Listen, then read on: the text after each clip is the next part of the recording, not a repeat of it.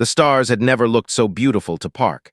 He stood on the bridge of the horizon, Earth's first diplomatic vessel, watching the endless darkness stretch before him. 30 years as a naval captain, and nothing had prepared him for this moment. Humanity was finally joining the galaxy. Behind him, 3,000 souls traveled in the convoy. Scientists, diplomats, families with children. They were Earth's best and, sent to prove that humans deserved a place among the stars, had promised their families he would bring them home safely. He intended to keep that promise. "Captain, we are approaching the neutral zone," said Lieutenant from her tactical station. She was young, barely 30, but her eyes held the sharpness of a woman who trusted nothing and no one. "Assembly protocols require us to slow down and transmit our credentials." "Nodded, do it. Let them see we come in peace." The transmission went out, Earth's greeting to the galaxy, a message of hope, friendship, and the desire to learn. Ambassador Minyu had written it himself, spending weeks on every word. Minyu was on the lead transport ship, probably rehearsing his speech for the 100th time. The man was nervous but understood. This moment would define humanity's future. For 20 minutes, nothing happened. The convoy drifted through the cold silence of space, was about to order a second transmission when his voice cut through the quiet. "Captain, I am detecting multiple vessels dropping out of hyperspace." Her fingers moved across her console. 15 ships, no, 20, 25. She looked up, her face pale. "They are warships." His blood turned cold. The Dominion. He had read the intelligence reports. An aggressive empire that viewed younger species as resources to be exploited or threats to be eliminated. Earth's entry into galactic politics had apparently caught their attention. "Raise shields, charge weapons." His voice was calm, but his heart was pounding. "Open a channel to the commander." The flickered, a face appeared. It was not human. Gray skin stretched over a skull that was too long, too angular. 4 eyes blinked in sequence, studying like a predator examining prey. When the creature spoke, its voice was a low rumble that the translator struggled to process. "Human vessel, you are trespassing in space that belongs to the Dominion." "With respect, this is neutral territory," replied. "We are a diplomatic convoy traveling to the Galactic Assembly. We mean no harm and carry no hostile intentions." The commander made a sound that might have been laughter. "Neutral territory exists only for species strong enough to claim it. You are not strong. You are prey." The channel closed. His voice was urgent. "Captain, they are powering weapons." "All ships, evasive maneuvers," shouted into the fleet channel. "Protect the transports, get our people out of here." But it was too late. They had planned this perfectly. Their ships moved like wolves surrounding a herd of sheep. The first volley of fire struck the convoy's rear transport, watched in horror as the ship broke apart, spilling bodies into the vacuum of space. Men, women, children, floating in the darkness, their lives stolen in an instant. "Return fire," roared. The horizon answered with everything it had. But Earth's weapons were designed for defense, for show of strength during negotiations. Against warships, they were toys. The enemy's shields absorbed the attacks without flickering. Another transport exploded, then another. Ambassador Minyu's voice crackled over the communication channel, desperate and breaking. "Captain Park, they are boarding our ship. They are killing everyone. Please, you have to." The transmission ended in static. Stood frozen. Around him, his crew was dying. His convoy was burning, and there was nothing he could do. A missile struck the horizon's port side. The ship shuddered. Consoles exploded. Crew members screamed as fire swept through the corridors, was thrown from her station, blood streaming from a wound on her forehead, caught her before she hit the deck. "Stay with me, Lieutenant," he said. "That is an order." Through the smoke, he saw the still functioning. The commander had opened the channel again. Those 4 alien eyes watched the destruction with what could only be described as pleasure. "Do you understand now, human? This galaxy has rules. The strong survive. The weak become nothing. Your species chose to leave your world. That was your mistake. Now you will learn what happens to prey that wanders too far from home." The channel closed again. The ships continued their slaughter. It took 47 minutes. 47 minutes to kill 3,000 people. Watched every second of it from his ruined bridge. He could not look away. He owed them that much. When it was over, only the horizon remained. Crippled, burning, drifting through a field of debris and bodies. The had left it intact on purpose. A messenger. A warning to Earth about what happened to species that reached too high. pulled himself to the emergency communication console. His hands were burned. His uniform was soaked with blood, some of it his own, most of it from crew members he had failed to save. Behind him was unconscious but breathing. 7 other survivors huddled in the wreckage of what had been humanity's proudest ship. He activated the recorder. The message would take hours to reach Earth, but it would reach them. They needed to know, they needed to see. "This is Captain Park of the Horizon." His voice cracked, but he forced himself to continue. "Our convoy has been destroyed by the Dominion. 3,000 of our people are dead. Ambassador Minyu is dead. They attacked without warning, without mercy. They called us prey." He paused, staring at the debris floating past his viewport. A child's toy drifted by. Pink. Probably belonged to a little girl who had been excited about seeing aliens for the first time. "Tell Earth everything," continued, his voice hardening. "Every ship that attacked us, every name we can identify, every face that smiled while they killed our children. Do not let the galaxy forget what happened here. Do not let them forget what they did." He ended the recording and collapsed against the console. Outside, the stars continued to shine, beautiful and cold and completely indifferent to the massacre that had just occurred. The galaxy had sent humanity a message, wondered what message Earth would send back. He closed his eyes and waited for rescue, surrounded by the ghosts of 3,000 people he had failed to protect. Somewhere in the darkness, they were celebrating their easy victory over a primitive species that had dared to dream of something greater. They had no idea what they had awakened. 6 months had passed since the massacre. The galaxy had already forgotten. Generals stood in the deepest bunker on Earth, 3 kilometers beneath the mountains of what used to be called Korea. The facility did not exist on any map. The people who worked here had no families, no outside contacts, no lives beyond these walls. They had given up everything for one purpose. Revenge was too small a word for what they were building. "Show me the progress," said. Dr. Lee pulled up the holographic display. She was a small woman with tired eyes and hands that never stopped shaking. Before the massacre, she had been working on clean energy solutions. Now she was building weapons that could kill stars. "Project Prometheus is ahead of schedule," she said. "We have completed the first 3 devices. Each one contains a quantum singularity that, when released inside a star, will cause a chain reaction. The star will collapse and then explode. Nothing within the system will survive." Studied the display. The device was surprisingly small, about the size of a car. It seemed wrong that something so small could end billions of lives. "How many can we build?" he asked. "If we use all available resources, 200 within the year." His voice was flat. She had stopped feeling things months ago. It was easier that way. "But General, I need to ask again, are we really going to use these?" "That depends on the galaxy."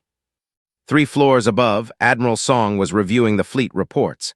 In secret shipyards hidden throughout the solar system, Earth was building warships, not the peaceful exploration vessels they had shown the galaxy. Real warships. 500 of them, each one carrying weapons that would make the technology look primitive. Humanity had learned its lesson. The galaxy respected only strength, so Earth would become strong, stronger than anyone could imagine. The door opened. A young officer entered and saluted. "Admiral, the assembly delegation has arrived. They are requesting permission to land." Smiled coldly. "Let them come, make sure they see nothing important, and inform Ambassador Minyu. He has a role to play." The delegation arrived with flowers and empty words.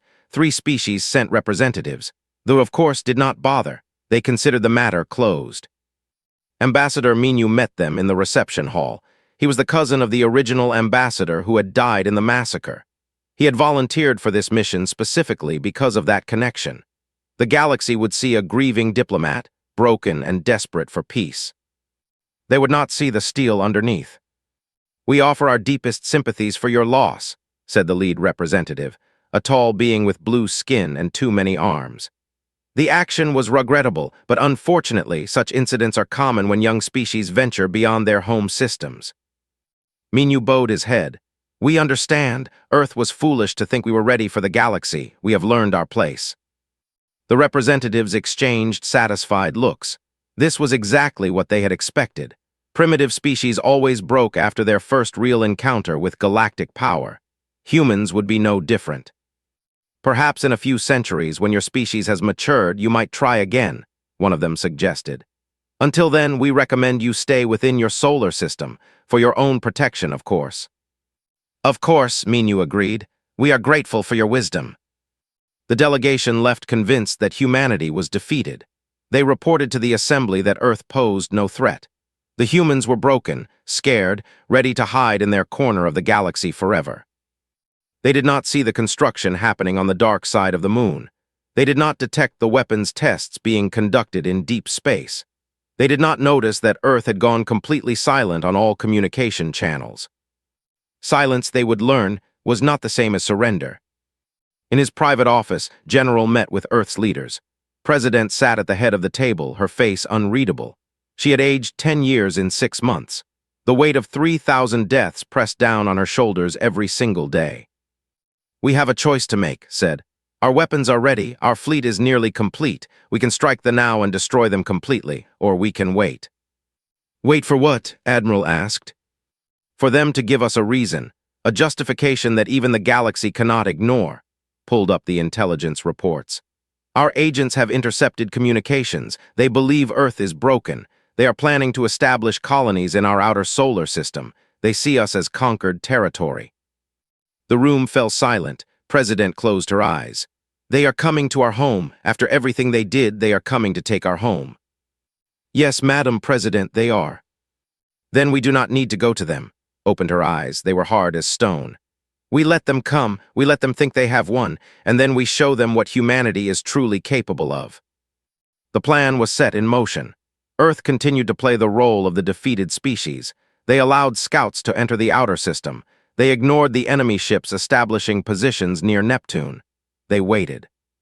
In the underground facility, Dr. Lee completed the 4th Prometheus device, then the 5th, then the 10th. Each one was a sun killer. Each one represented billions of potential deaths. She did not sleep anymore. When she closed her eyes, she saw the faces of the people those weapons would kill. Children, families, beings who had nothing to do with the massacre. But then she remembered the footage from the convoy. The little girl's toy floating in the debris field. The screaming that had filled the communication channels before going silent forever. Someone had to pay for that. They had shown no mercy. Why should Earth? On the final day of the 6th month, activated the first completed Prometheus device in a test chamber. The holographic display showed a simulated star. She pressed the activation sequence. The simulation played out in seconds. The quantum singularity entered the star's core. The chain reaction began. The star collapsed, compressed, and then exploded outward with the force of 1 billion nuclear weapons. Everything in the system was vaporized. Removed her glasses. Her hands were trembling again. It works, she whispered to the empty room. God forgive us, it works. Above her, Earth continued its silence. The galaxy continued to ignore them. They continued to plan their colonization. And humanity continued to prepare for a response that would change the galaxy forever. They had been prey once. They had been victims. They had buried 3,000 of their children because the universe had decided they were weak. Never again. The thunder was coming, and when it arrived, the galaxy would learn that some species should never be pushed to their breaking point. 1 year after the massacre, Park returned to space. He was not the same man who had commanded the Horizon. Burns covered the left side of his face. His right hand was mechanical, the original lost in the fires that had consumed his bridge. But the biggest changes were the ones nobody could see. The nightmares, the guilt, the rage that burned so hot it had become cold. Earth had given him command of their new flagship, Retribution. The name had not been his choice, but he understood why they picked it. The galaxy needed to learn that name. They needed to fear it. Captain, the outposts have detected our transmission, reported Commander Shin, his second in command. She was calm, professional, and the only person on the ship who ever questioned his orders. He needed that. Surrounded by people who wanted revenge as badly as he did, someone had to remember what they were fighting for. Good, let them hear it. The message was simple. Earth had broadcast it across every frequency in every language the galaxy used. 72 hours. That was how long they had to leave human space. No negotiations, no exceptions, just leave. As expected, they did not leave. They laughed at the message. Their High Sovereign, a creature called, broadcast a response that the entire galaxy heard. The humans have lost their minds. Perhaps the trauma of their defeat damaged their primitive brains. We will teach them their place again. This time, we will not leave survivors to spread madness. A battle fleet of 100 ships jumped toward Earth's position. They expected to find a broken species making empty threats. They found 500 warships waiting for them. The battle lasted 11 minutes. Earth's new weapons cut through shields like paper. Ships that had dominated the galaxy for centuries exploded one after another. They tried to retreat, but Earth's fleet was faster. They tried to surrender, but no one was listening. Watch the destruction from his command chair. His mechanical hand gripped the armrest hard enough to leave marks. Captain said quietly, "They are trying to surrender. Some of those ships have non-combat personnel, scientists, medical staff." "Did they accept surrender from our convoy?" His voice was flat. "Did they spare our scientists, our medical staff, our children?" Had no answer. When the battle ended, not a single ship remained intact. 87,000 enemy personnel dead. Earth's losses, 47 ships damaged, 0 destroyed. The message was clear. Humanity was no longer prey. But knew this was not enough. Winning a battle would not protect Earth. They would return with more ships. Other species would test them. The galaxy would keep pushing until they found humanity's breaking point. Unless humanity demonstrated that they had no breaking point. "Set course for the system," he ordered. Not the system, 3 colony worlds, no military installations. Stared at him. "Captain, those are civilian targets. 2 billion people live in that system." "I know exactly how many people live there." Finally looked at her. His eyes were empty. "I also know that they will never stop unless we show them what happens when they push us too far. This is not my decision alone. Earth's government has authorized the demonstration. We carry out orders." The fleet jumped. It took 3 hours to reach the system. The colonies had received warning. They knew what was coming. Evacuation ships filled the space around the planets, but there was no time. There was never going to be enough time.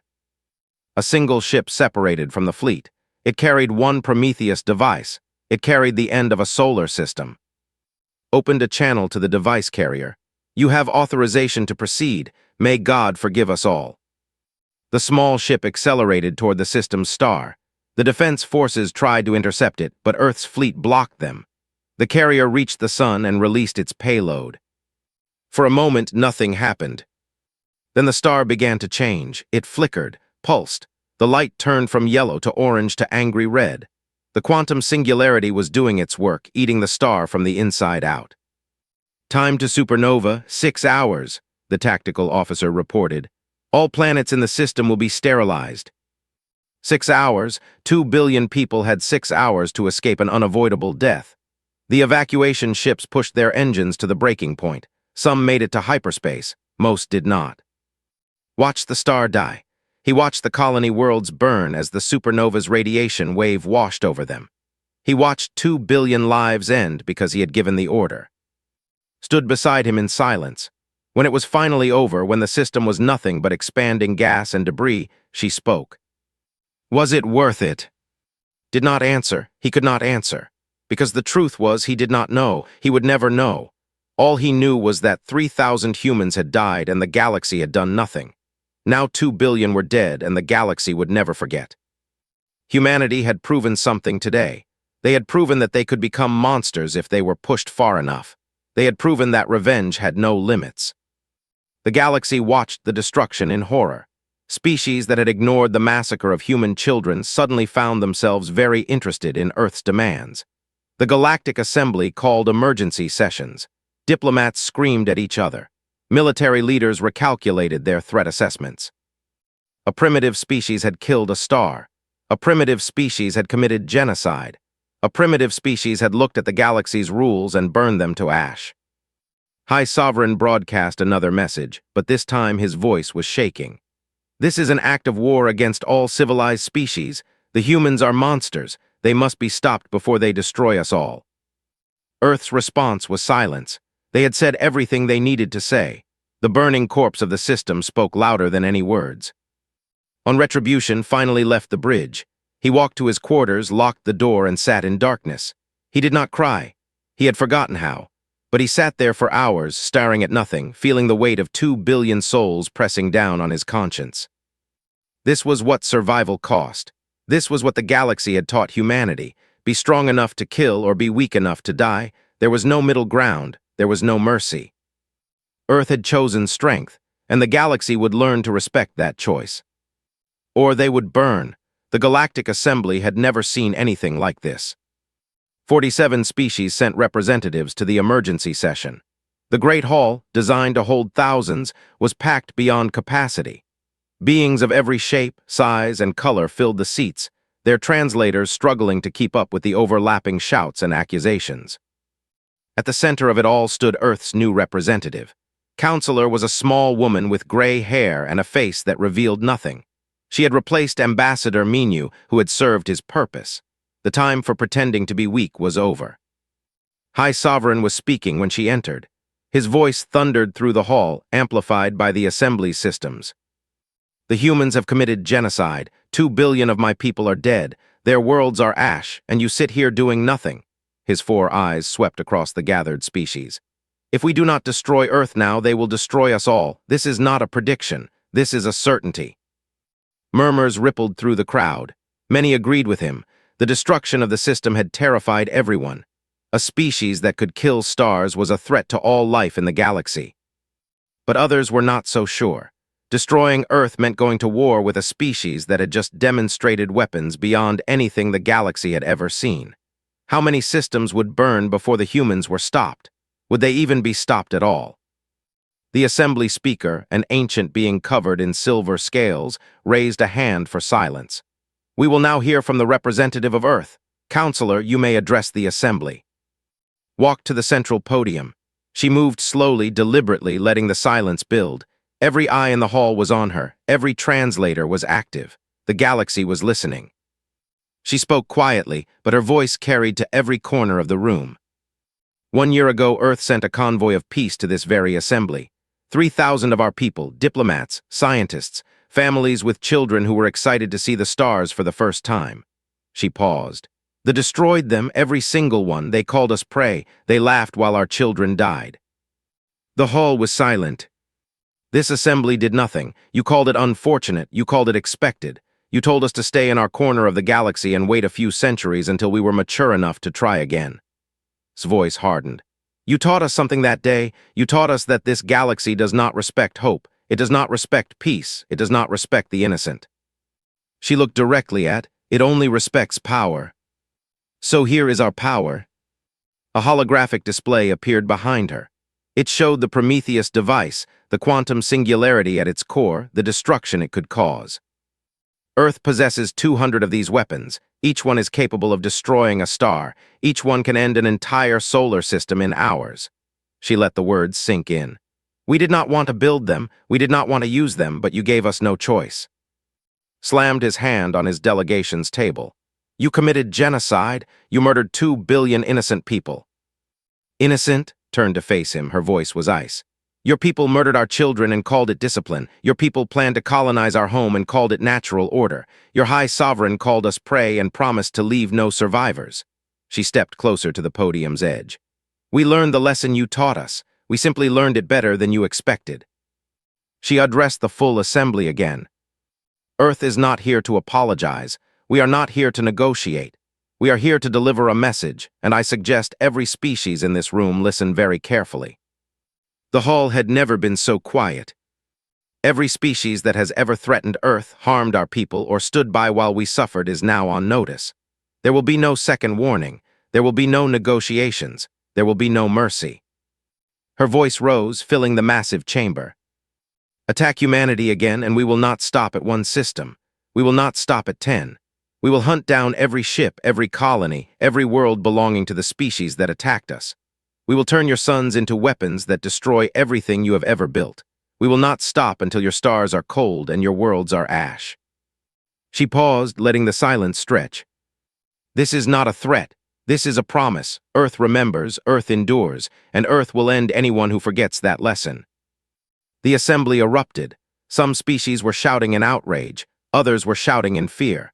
Several delegations were already leaving, rushing to send messages home about what they had just heard. was screaming something about humans being monsters, about the need to unite against the common enemy, about the survival of civilization itself. Nobody was listening to him anymore. The truth was simple. Earth had 200 star-killing weapons. Any war against humanity would cost more than any species was willing to pay. The math was terrible, but it was clear. Counselor stood at the podium, unmoved by the chaos around her. She had delivered Earth's message. The galaxy's response was no longer her concern. Back on Earth, President watched the broadcast in her private office. When finished speaking, turned off the screen and sat in darkness. She had authorized those words. She had authorized the system's destruction. She carried the weight of 2 billion deaths on her conscience. Was this who humanity was now? Killers, monsters, a species that solved problems with genocide? Or were they simply survivors, a people who had learned that the universe was cruel and had decided to be? She did not know the answer. She was not sure anyone did. Her aide entered quietly. Madam President, the Assembly is already splitting. 15 species have announced they are normalizing relations with Earth. They are afraid of us. They should be, said softly. We have become everything we used to fear. The aide hesitated. There is also a message from the High Sovereign. He vows revenge. He calls us monsters who must be destroyed. Laughed bitterly. Let him vow whatever he wants. His empire just lost 2 billion people because he thought humans were prey. If he attacks again, he loses everything. She stood and walked to the window, looking out at the night sky. That is the world we live in now. Kill or be killed, destroy or be destroyed. She touched the glass, her reflection staring back at her. I wonder, she whispered, if those children on the convoy would be proud of what we have become, or if they would be horrified. The stars offered no answer. They never did. But somewhere out there, the galaxy was learning a new truth. Humans were no longer prey. Humans were no longer primitive. Humans were a species that had stared into the darkness of the universe and decided to become the darkness itself. And the darkness was watching, waiting, ready. 5 years had passed since the ultimatum. The galaxy had changed. Admiral Park stood on the observation deck of Earth's Stellar Defense Station, watching the endless darkness of space. His hair had turned white. The burns on his face had faded to pale scars. The mechanical hand still worked perfectly, a constant reminder of what he had lost. And what he had done. Admiral, the delegation from the Republic has arrived, reported his aide. They are requesting our help with the border conflict in the Outer Rim. Nodded slowly. This was his life now, not vengeance, not destruction, something stranger, something he had never expected. Peace. Earth had become the galaxy's peacekeeper, not because anyone loved humans, not because they were forgiven for the system, but because everyone was terrified of them. When Earth said stop fighting, species stopped fighting. When Earth said negotiate, species negotiated. Fear was not the same as respect, but it worked. The Dominion had collapsed 3 years ago. Without the colonies, their economy crumbled. Civil war followed. Factions blamed each other for provoking humanity. High Sovereign was overthrown by his own people and executed for bringing destruction upon them. Earth had watched it happen without lifting a finger.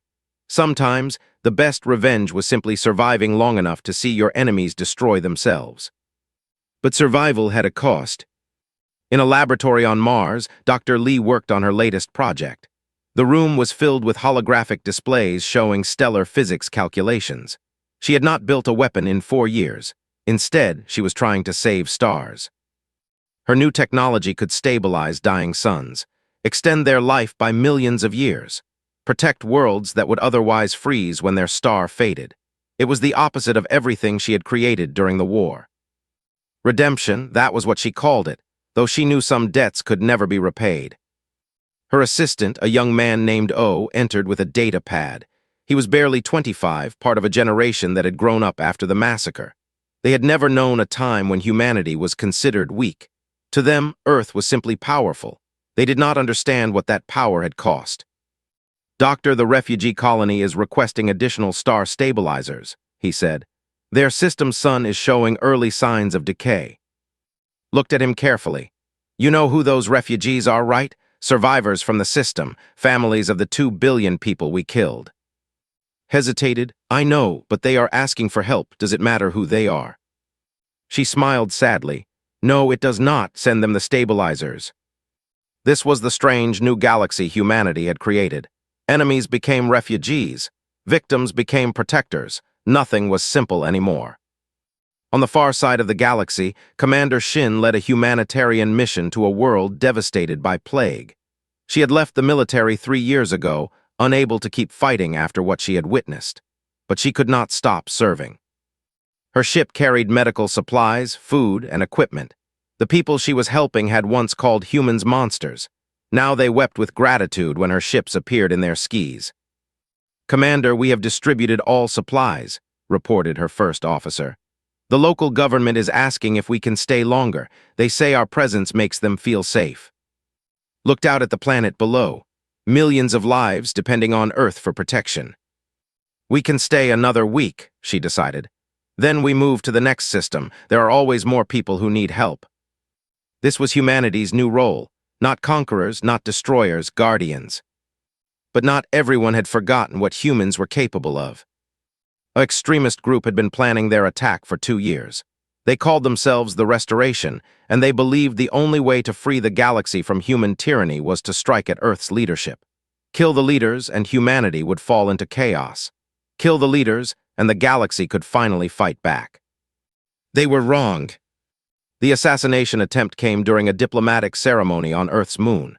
3 operatives, modified for enhanced speed and strength, broke through security and reached the inner chamber. President was their target. She stood at the podium, addressing representatives from 30 species. She did not see the attackers coming. But Admiral Park did. He moved faster than anyone expected. His mechanical hand caught the first attacker's weapon and crushed it. His other hand drew his sidearm and fired twice. The second and third operatives fell before they could reach the president. The ceremony hall erupted in chaos. Security teams flooded in. The extremists were dead before they hit the floor. Stood over their bodies, breathing hard. President stared at him with wide eyes. "They came for me," she whispered.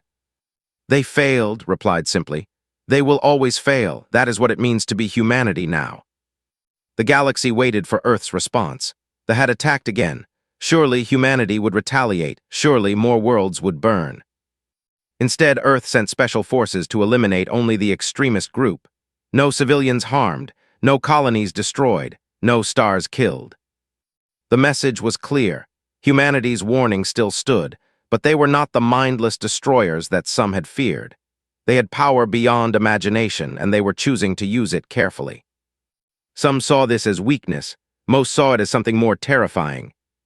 Control. 1 month after the assassination attempt, young Cadet O was assigned to a cultural exchange mission. His posting was a former colony, now struggling to rebuild after the Dominion's collapse. He walked through a refugee camp, distributing supplies to families who had lost everything. Most of them looked at him with fear. A few looked at him with hatred, but they took the supplies anyway. Survival mattered more than pride. Near the edge of the camp, he found a young alien child sitting alone. The child's species was, but its features were small, delicate, innocent. It could not have been more than 6 years old. Knelt down beside it. "Are you okay? Where are your parents?" The child looked at him with large, dark eyes. "My mother is dead. She died when the humans killed our star." Felt like someone had punched him in the chest. "I am sorry, I am so sorry." "My mother said humans are monsters." The child's voice was flat. "She said you kill without reason. She said you destroyed our home because you could." Did not know what to say. What could he say? The child was right. Humanity had destroyed the system. They had killed billions, including this child's mother. There was no justification that would make that okay. "I cannot change what happened," he finally said. "I cannot bring your mother back. I cannot undo what my people did." He paused, searching for words. "But I can promise you that I will try to be better. We will try to be better. That is all I can offer." The child stared at him for a long moment. Then slowly it reached out and took his hand. "My mother said you are monsters," it repeated, "but monsters do not say sorry." Held the small hand gently. He did not have answers. He did not have solutions. He only had this moment, this connection, this tiny bridge between 2 species that had caused each other so much pain. Maybe that was enough. Maybe it had to be enough. Back on Earth, Admiral Park visited the memorial for the original massacre. 3,000 names were carved into black stone. He traced them with his mechanical fingers, reading each one. Behind him, Earth's defense fleet orbited silently, guardians of a species that had learned the galaxy's lesson. He spoke to the dead, as he always did when he came here. We survived, we made them fear us, we made them respect us. He paused. But I wonder sometimes if you would be proud of what we became, or if you would hate us for what we did in your name. The memorial offered no answer. The dead never spoke. Turned and looked at the stars. Somewhere out there, the galaxy continued to spin. Species rose and fell. Wars began and ended. Life went on. Humanity had earned its place among the stars, not through wisdom or virtue, but through strength and terrible sacrifice. They had shown the universe that some species should never be pushed to their breaking point. They called us primitive, he thought. They called us weak. They were right. We were children stumbling into a galaxy of wolves. But children grow. And the wolves learned too late. Never corner something that has nothing left to lose. The stars continued to shine, cold, beautiful, eternal. And humanity watched over them all.